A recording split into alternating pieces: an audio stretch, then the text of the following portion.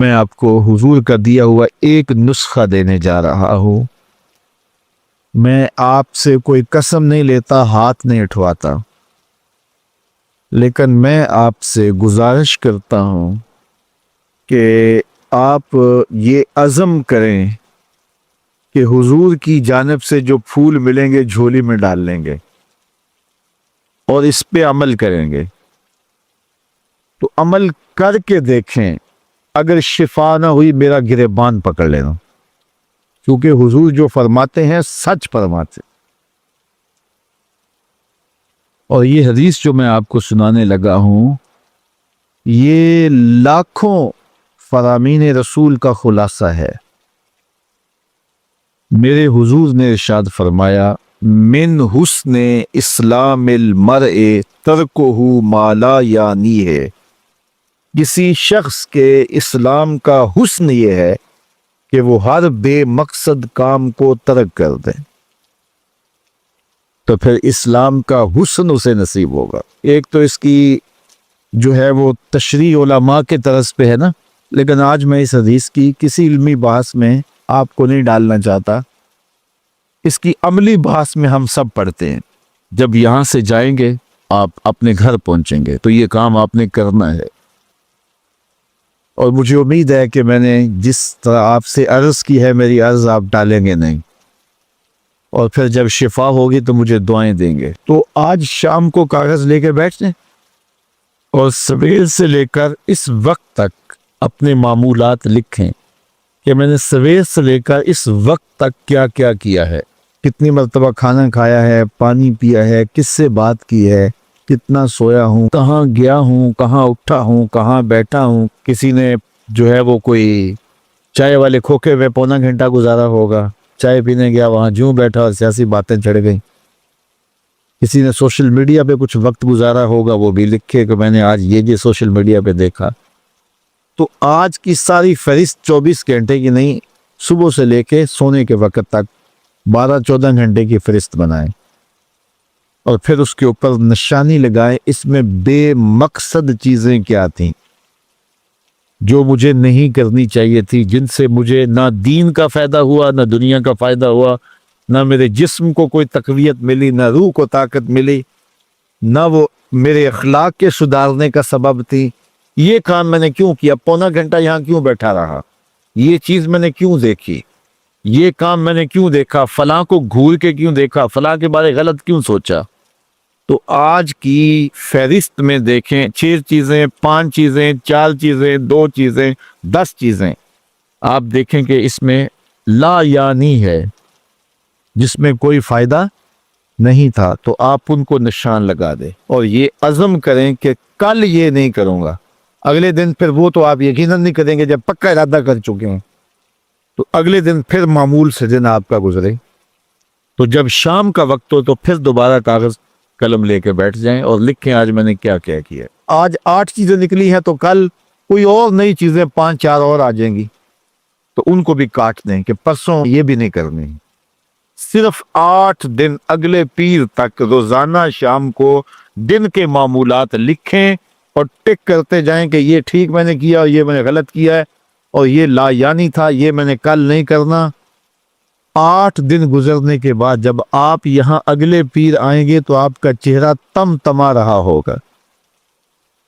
یہ صرف 8 دن کا نسخہ ہے، 8 دن یہ نسخہ استعمال کریں، آپ کو جینے کا مزہ آ جائے گا۔ صبح اٹھیں گے حشاش بشاش، سوئیں گے تو گوڑی نیند آئے گی، نہ دل پر کوئی بوجھ، نہ دماغ پر بوجھ، نہ کوئی ضمیر پہ بوجھ۔ تو پھر ظاہر ہے جو فارغ بچے گا وقت، آپ کہیں گے کس میں نے کھوکھے پہ بھی نہیں بیٹھنا، نائی والے حمام پہ بھی نہیں بیٹھنا، وہ فضول کام یہ بھی میں نے نہیں کرنا، تو پھر کیا کریں گے؟ تو وقت ایسے تو گزرتا نہیں، پھر محمد عربی پہ درود پڑھنے لگ جائیں، پھر قرآن کھول کے بیٹھ جائیں گے۔ ہم صرف 8 دن اس کی مشق کر کے دیکھ لیں۔ نبی رحمت صلی اللہ علیہ وآلہ وسلم نے ارشاد فرمایا کہ نظر شیطان کے زہر آلود تیروں میں سے ایک تیر ہے، اور اگر کوئی شخص اپنی نظر کی حفاظت کرتا ہے تو اللہ تعالیٰ جل شانہ اس کو عبادت کی لذت نصیب فرما دیتا۔ اگر کسی شخص کی نظر پاک نہیں رہتی تو اس کو سجدوں کی لذت نصیب نہیں ہو سکتی، اس کو قیام کا لطف نہیں مل سکتا، چاہے وہ سین حرم میں پڑھے یا مسجد نبوی میں پڑھے۔ اور جو شخص اپنی نظر کی حفاظت کر دیتا ہے اور اپنی نظر کو ناپاکی سے اور اپنی نظر کو بدی سے محفوظ رکھتا ہے، جب وہ سجدہ کرے گا تو سجدے کی لذت ملے گی، جب رکوع کرے گا تو رکوع کا لطف نصیب ہوگا، جب قیام کرے گا تو قیام کا مزہ نصیب ہوگا۔ عبادت اور ایمان کی ایک لذت ہوتی ہے جو ایک مومن کو نصیب ہوتی ہے، تو جو شخص اپنی نظر کی حفاظت کرے اللہ تعالیٰ اس کو عبادت کا سرور اور عبادت کی لذت نصیب فرما دیتا ہے۔ تو اہل ایمان کو اس بات کا حکم دیا گیا، بلکہ حضور نے اپنے عمل سے صحابہ کے سامنے اس کی مثال پیش کی۔ حجۃ الوداع کے موقع پہ آقا کریم علیہ السلام کے ردیف تھے حضرت فضل بن عباس رضی اللہ تعالی عنہ، حضرت عبداللہ ابن عباس رضی اللہ تعالی عنہ کے بھائی اور حضور کے چچا زاد بھائی، حضرت عباس بن عبد المطلب رضی اللہ تعالی عنہما کے فرزند ارجمند، اور یہ تھے بڑے خوبصورت۔ حضور علیہ السلام کے ساتھ سواری کے اوپر تشریف فرما تھے، تو ایک قبیلے کی ایک خوبصورت عورت حضور سے مسئلہ پوچھنے کے لیے آگے بڑھی، تو حضرت فضل بن عباس کی نظر پڑ گئی، بلکہ ان کے چہرے پر نظر جم گئی، تو آقا کریم علیہ السلام اسی عالم کے اندر پیچھے پلٹ کے دیکھا اور اپنے ہاتھ سے حضرت فضل بن عباس کی تھوڑی کو پکڑا اور پکڑ کے دوسری سمت کر لیا، اور لوگوں کے سامنے اس مثال کو رکھا کہ کوئی جتنا مرضی متقی اور معتبر کیوں نہ ہو، وہ نظر کی حفاظت کرے، جس کی نظر پاک رہے گی اس کو باقی معاملات کے اندر خیر رہے گی، کیونکہ سب سے پہلے نظر بھٹکتی ہے، جب نظر بھٹکتی ہے تو خیال بہکتے ہیں، جب خیال بہکتے ہیں تو پھر انسان زنا کی طرف راغب ہوتا ہے، اس لیے اسلام نے دوائی زنا سے ہی روک دیا، اس لیے کہا سب سے پہلے تم اپنی نظر کی حفاظت کا۔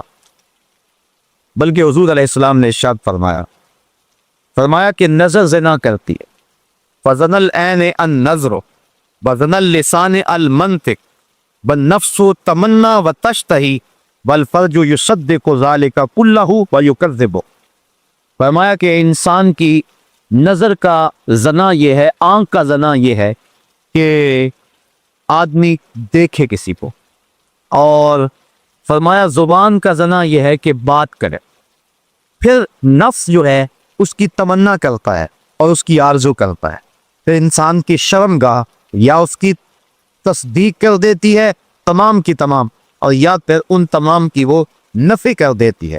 دو صورتوں میں ایک صورت ضرور ہوتی ہے، اس لیے اپنی نظر کی حفاظت کرے اور اپنی آواز سے بھی حفاظت کرے۔ آج کل موبائل کے ذریعے سے مختلف پیکج آئے ہیں اور گفتگو کا زنا اور نظر کا زنا پورے عروج پہ ہے۔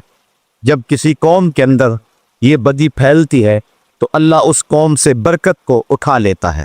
آج ہمارے میں برکت نہیں ہے، دولت کی کثرت کے باوجود بھی ہر بندہ شاکی ہے۔ جب تک ہماری نظر طاہر اور پاک نہیں ہوتی ہے، ہمارے من کے اندر اجالے اور روشنیاں پیدا نہیں ہو سکتی ہیں۔ اللہ تعالیٰ نے اہل ایمان کو یہ حکم دیا، اے محبوب آپ ارشاد کر دیں اہل ایمان کو یغضوا من ابصارہم، کہ وہ اپنی نظر کی حفاظت کر۔ اگر انسان کی نظر پڑ جاتی ہے تو اس کے لیے حکم ہے النظرۃ الاولی والثانیۃ علیک، فرمایا پہلی نظر تجھے معاف ہے کیونکہ اس میں تیرا قصد نہیں ہے۔ اگر اسی نظر کے تسلسل کو برقرار رکھتا ہے یا دوسری مرتبہ دیکھتا ہے تو فرمایا وہ تیرے اوپر وبال ہو۔ تو پہلی نظر کی معافی دی گئی، کیونکہ اسلام جو ہے وہ دین فطرت ہے، تو جہاں انسان کی جہاں کمزوری ہے، جہاں اس کی بے اختیاری ہے، وہاں چھوٹ دے دی گئی۔ لیکن اس کے بعد اگر اس نظر کا تسلسل برقرار رہتا ہے یا پھر دوسری نظر کوشش کر کے دیکھتا ہے اور تعاقب کرتا ہے تو پھر فرمایا وہ تیرے اوپر وبال ہے۔ اور وہ آنکھ جو غیر محارم کو دیکھتی رہی کل قیامت کے دن جہنم کی آگ سے بن بھی جائے۔ اور 3 آنکھیں حضور نے فرمایا قیامت کے دن کوئی آنکھ نہیں ہوگی جو رو نہیں رہی ہو، صرف 3 آنکھیں ہوں گی کہ جن میں آنسو نہیں ہوں گے اور جو نہیں رو رہی ہوں۔ ایک وہ نظر جو غیر محارم کی طرف دیکھنے سے بچی، दूसरी वो नजर जो अल्लाह जल्ला शानहू की राह में, उसके रास्ते के अंदर जागती रहे, पहरा देती रहे, सरहदों के ऊपर मुहाफजत करती रहे। और तीसरी वो नजर, वो आंख के खौफे खुदा में मक्खी के सर के बराबर उससे आंसू निकल आए। तो फरमाया ये 3 आंखों के अलावा बाकी जितनी भी आंखें हैं वो कयामत के दिन रो रही हों। तो अपनी नज़र की हिफाजत ये बहुत ज़रूरी है। और अल्लाह ताला ने कुरान मजीद के अंदर यहाँ खसूसियत के साथ इसका तज़किरा इरशाद फरमाया, वयहफ़ज़ू फ़ुरूजहुम ज़ालिका अज़का लहुम, और अपनी शर्मगाह की हिफाजत कर, ये बेहतर है उनके लिए। इन्नल्लाह ख़बीरुम बिमा यस्नऊन, बेशक अल्लाह उनके कामों की खबर रखता है। यानी अगर तुम अपनी नज़र को महफूज नहीं रख पाते तो मत समझो कि किसी ने देखा नहीं है, तुम्हारा रब देख रहा है, उसकी नज़र से कोई शय पोशीदा नहीं है, एक एक चीज़ लिखी जा रही है और उसका हिसाब कल तुम्हें देना पड़े। तो फरमाया वो जानता है, वो देखता है, अगर तुम बच जाओ तो फिर भी देख रहा है, और अगर तुम ना बचो तो वो फिर भी देख रहा है। तो ये अहले ईमान को हुक्म दिया गया। दूसरी तरफ औरतों को हुक्म दिया गया, वकुल्लिल मोमिनाति यग़दुदना मिन अब्सारिहिन, और ए महबूब मुसलमान औरतों को भी हुक्म दें कि वो भी अपनी नज़रों को नीचा रखें।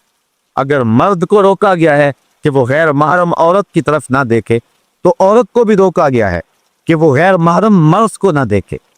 हज़रत उम्मे सलमा रदी अल्लाह ताला अन्हा हुजूर की ज़ौजा मोहतरमा हैं, हज़रत मैमूना रदी अल्लाह ताला अन्हा के घर गईं और वो भी हुजूर की ज़ौजा है।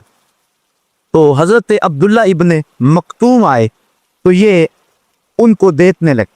तो हुजूर अलैहिस्सलाम ने फरमाया कि पर्दा करो।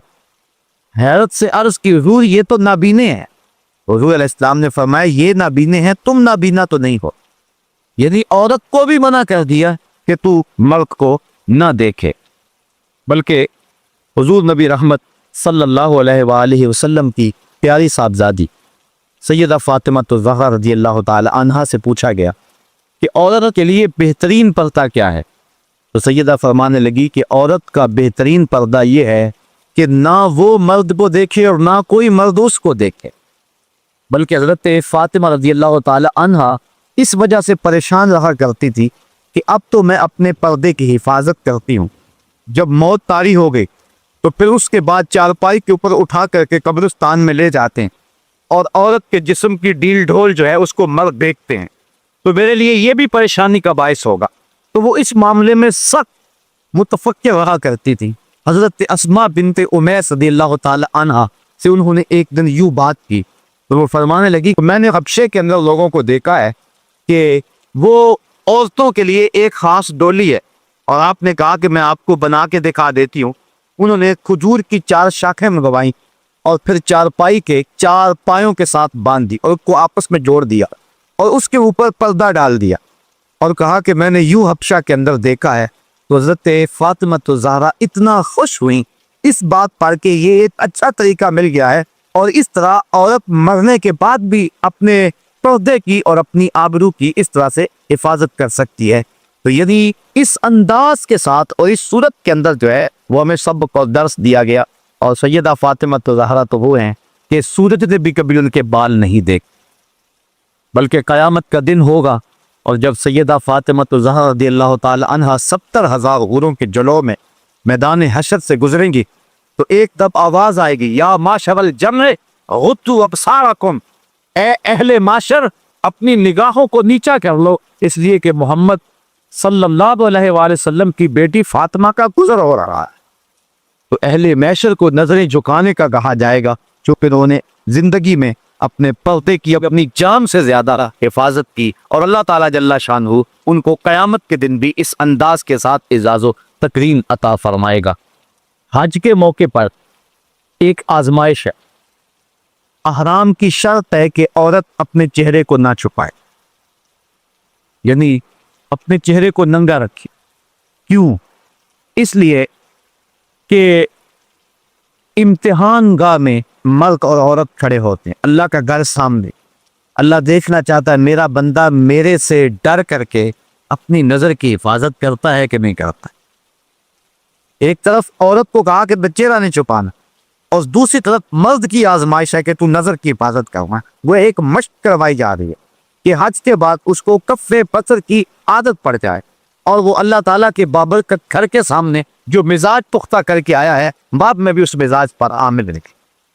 لیکن حضرت عائشہ رضی اللہ تعالیٰ عنہ فرماتی کہ احرام کی شرط تھی چہرہ ننگا رکھنا، لیکن جب مرد ہمارے سامنے آتے تھے تو ہم کسی پنکھے کے ساتھ، وہ جو دستی پنکھا ہوتا ہے، اور کسی ایسی چیز کے ساتھ یا کپڑے کے ساتھ، یعنی چہرے کو تو لگا نہیں سکتے، اسے تو جو ہے وہ پھر دم پڑ جائے گا اگر چہرہ چھپ گیا ہے، تو دور کر کے مردوں کے سامنے کر دیتے تھے کہ اس حالت میں بھی وہ ہمارا چہرہ نہ دیکھ سکے. حضرت سیدہ فاطمہ زہرا رضی اللہ تعالی عنہ کا پردہ، حضرت عائشہ رضی اللہ تعالی عنہ کا پردہ، بلکہ مشکات کتاب الجنائز کی آخری روایت حضرت عائشہ رضی اللہ تعالی عنہ فرماتی کہ حضور کے وصال کے بعد، حضرت سیدنا صدیق اکبر کے وصال کے بعد بھی میں جب ان کی قبور پر زیارت کے لیے جاتی تو میں معمولی اوڑھنی اوڑھ کے چلی جاتی، اس خیال سے کہ ایک میرا شوہر ہے اور دوسرا میرا والد ہے، تو میں معمولی اوڑھنی اوڑھ کر کے وہاں چلی جایا کرتی، حضور کی تربت انور کی زیارت کیا کرتی. تو میں پھر کچھ عرصہ گزرا کہ حضرت عمر فاروق رضی اللہ تعالی عنہ کی بھی تدفین ہو. اب ام المومنین کیا فرماتی ہیں فواللہ ما دخلتہ الا وانا مشدودۃ علی ثیابی حیاء من عمر، کا اس کے بعد جب بھی میں جاتی تو موٹا کپڑا لے کر جاتی، مجھے حضرت عمر سے حیا آیا کرتی تھی. ایک تو یہاں حضرت ام المومنین کا عقیدہ سمجھیے، اور دوسرا حیاتی کیفیت یہ ہے کہ حضرت عمر فاروق رضی اللہ تعالی عنہ سے جو کہ قبر میں ہیں اور مٹی کے کتنے پردے ہیں اوپر، لیکن فرمایا اس کے باوجود میں اوڑھنی اوڑھ کے جایا کرتی تھی کہ مجھے حضرت عمر فاروق سے حیا آیا کرتی تھی. اللہ کے محبوب علیہ السلام نے ارشاد فرمایا کہ نساء کاسیات عاریات مائلات ممیلات رؤوسہن مثل اسنمۃ البخت لا يدخلن الجنۃ ولا یجدن ریحہا. فرمایا بہت ساری عورتیں کہ جنہوں نے کپڑے تو پہنے ہوئے ہیں لیکن ان کا لباس اس طرح کا ہے کہ ان کے ابھار اور ان کی پردے والی چیزیں ظاہر ہوتی ہیں، وہ لوگوں کو اپنی طرف مائل کرنے والی ہیں اور لوگوں کی طرف مائل ہونے والی ہیں، اور ان کے سر ایسے ہیں جس طرح بختی اونٹوں کی کوہانے ہوں. حضور نے فرمایا کہ وہ عورتیں کبھی بھی جنت میں داخل نہیں ہوں گی، بلکہ وہ جنت کی خوشبو بھی نہیں پائیں. اور احادیث میں آتا ہے کہ جنت کی خوشبو 500 سال کی مسافت سے آنا شروع ہو جائے گی. ابھی بندہ 500 سال دور مسافت پہ ہوگا کہ جنت کی مہک آنا شروع ہو جائے. لیکن جو عورتیں لباس پہننے کے باوجود بھی پرہنا رہتی ہیں اور جو لوگوں کو مائل کرتی ہیں اور ان کی طرف مائل ہوتی ہیں، اقبال نے کہا تھا نوجوانہ چو دنا مشغول تن از حیا بیگانہ پیرانے کہن، کہ میری قوم کی حالت یہ، آج سے 60-70 سال قبل اقبال نے کہا میری قوم کی حالت یہ ہے کہ جو جوان ہیں وہ اپنے تن میں مشغول ہو گئے ہیں، ہر وقت تنگی پٹی میں لگے رہتے ہیں، ہر وقت وہ اپنے جسم کو سنوارنے میں لگے رہتے ہیں، جبکہ یہ وظیفہ عورتوں کا ہے، یہ مردوں کا نہیں ہے. لیکن بیوٹی پارلر پہ اب تو مرد بھی سج کے آتا ہے عورت کے ساتھ ساتھ. تو نوجوانہ چو زنا مشغول تن، تو اقبال کہتا ہے کہ جو مرد ہیں، جوان ہیں، وہ بھی عورتوں کی طرح اپنے تن میں مشغول ہیں. از حیا بیگانہ پیرانے کہن، اور جو بوڑھے ہیں وہ بھی حیا سے بیگانہ ہو گئے. ایک روایت کے لفظ ہیں، حضور نے ارشاد فرمایا کہ تم میں سے بہتر جوان وہ ہیں جو بوڑھوں کی پیروی کریں، اور بدترین بوڑھے وہ ہیں جو جوانوں کی پیروی کریں. جوانوں کو بوڑھوں کے نقوش قدم پہ چلنا چاہیے، لیکن بوڑھوں کو جوانوں کے نقوش قدم پہ نہیں چلنا چاہیے، بلکہ ان کو اپنے بڑھاپے کا حیا ہونا چاہیے.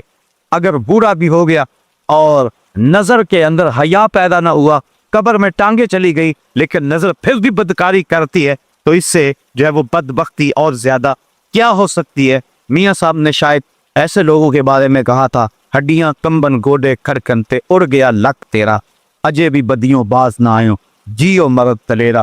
تو اقبال کہتا ہے نوجوانہ تو زنا مشغول تن از حیا بیگانہ پیرانے کہون، دخترانے او بچشمے خود اسیر، شوخ چشمو شوخ بینو خردہ گیر، ساختہ پرداختہ دل باختہ ابرو مثل دو تیغ آگ کا، یہ وہی کسی حدیث کے ترجمے، مائلاتن ممیلاتن، خود کسی کی طرف لڑک جانے والی اور معمولی سی بات سے کسی کا مائل ہو جانے والی، اور جو ہے وہ کسی کو اپنی جانب اپنی اداؤں سے، اپنے ناز و نخرے سے اور اپنے عشموں سے لوگوں کو اپنی طرف مائل کرنے والی ہیں۔ اور حضور نے ارشاد فرمایا کہ یہ عورتیں اپنے سروں پر اس طرح جوڑے رکھیں گی۔ دیکھیے حضور نے 1400 سال قبل ہی یہ بات بتا دی، جس کا بختی اونٹوں کی کوہانیں ہوتی، اور فرمایا کہ یہ عورتیں ایسی ہیں جو جنت میں جانا تو دور کی بات ہے، جنت کی خوشبو بھی نہیں پا سکیں۔ آج اپنے لباس کو ترک کر لیں، آج حیا کی چادر پھاڑ کے پھینک دیں، جو کرنا ہے کر لیں، اس مغرب کے معاشرے کے پیچھے لگ جائیں، لیکن حضور کے اس فرمان کو نظر میں رکھیں کہ قیامت کے دن پر کتنی رسوائی ہوگی ان عورتوں کی جنہوں نے حیا کی چادر کو اتار کے پھینک دیا۔ بلکہ آئیے ہم حضور کے دور کو دیکھتے ہیں۔ ابو داؤد شریف کے اندر روایت ہے کہ ایک خاتون کا بیٹا شہید ہو گیا کسی جنگ کے اندر، تو حضور کی خدمت میں وہ حاضر، لیکن اپنے جوان بیٹے کی وفات پر، اس کی شہادت پر حضور کی خدمت میں جب حاضر ہوئی تو صحابہ نے کیا دیکھا کہ اس کا پورا جسم جو تھا وہ پردے میں لپٹا ہوا تھا۔ تو بیٹے کی وفات پر باوجود کے دکھ اور تکلیف کی کیفیت میں بعض شرعی ضابطے لوگوں سے چھوٹ جاتے ہیں، لیکن اس نے اپنے پردے کا خوب اہتمام کیا ہوا تھا۔ صحابہ نے تعجب کرتے ہوئے، اور تعجب جو تھا اس کو تحسین کی نظر سے دیکھتے ہوئے کہا کہ تو نے اس حالت کے اندر بھی اپنے پردے کا اتنا التزام کیا ہے؟ تو اس عورت نے جو جواب دیا وہ دختران ملت کے لیے کتنی روشن اور کتنی جو ہے وہ اجالے بانٹنے والی بات ہے۔ اس نے کہا میرا بیٹا فوت ہو گیا، میرا حیا تو فوت نہیں ہوا ہے، میرا بیٹا چلا گیا لیکن میرا حیا تو بھی باقی ہے۔ تو یہ تھی اسلام کی وہ دختران جن کی گود میں اسلام پلتا تھا۔ جب عورت پردے میں تھی تو وہ ایسے بچے جنم دیتی تھی جو قوم کی تقدیر کو بدل کے رکھ دیتے تھے۔ اقبال کہتا ہے تو ندانی کہ سوزے کے راتے تو دیگر گو کر تقدیر عمر، میرے قوم کی بہن تو نہیں جانتی کہ تو بہن ہو کے قرآن پڑھے تو عمر کی تقدیر بدلتی ہے، اور تو ماں ہو کے قرآن پڑھے تو بیٹا لیزے کی نوک پہ بھی قرآن سناتا ہے۔ آج اگر عورت سمٹ جائے تو معاشرہ پھیل جائے گا۔ میری بہن، میری بیٹی، تو نگاہ کھانے کی زینت نہیں ہے، تو گھر کی آبرو ہے، تو مغرب کی تینوں نہیں ہے، تو مشرق کی بیٹی ہے، تو معاپل کا حسن نہیں ہے، بلکہ تو چراغ خانہ ہے، تیرے دم سے کائنات کے اندر حسن ہے۔ مکالمات افلاطون نہ لکھ سکی لیکن اسی کے شعلہ سے ٹوٹا شرار افلاطون۔ اسی عورت کی گود کے اندر اسلام پلتا تھا۔ جب مائیں ام الخیر جیسی تھی تو بیٹے غوث اعظم جیسے جنم لیتے تھے، جب مائیں مائی راستی جیسی تھی تو بیٹے بابا فرید جیسے جنم لیتے تھے، جب مائیں سیدہ فاطمہ زہرا جیسی تھی تو بیٹے حضرت امام حسین جیسے جنم